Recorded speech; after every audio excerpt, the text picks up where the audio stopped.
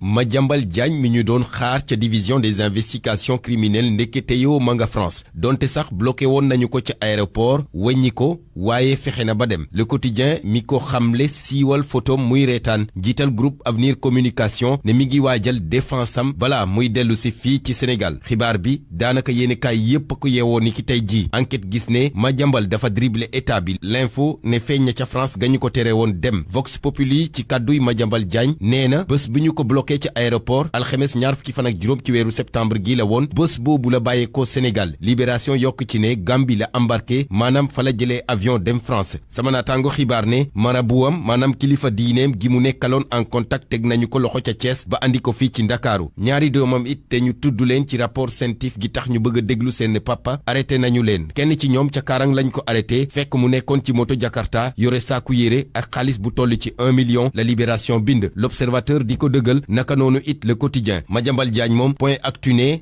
na dana dellu si file ki fan dafa dem rek ngir mën a toog waajal bu baax défense am su ko defee mu mën a ñëw janoo ak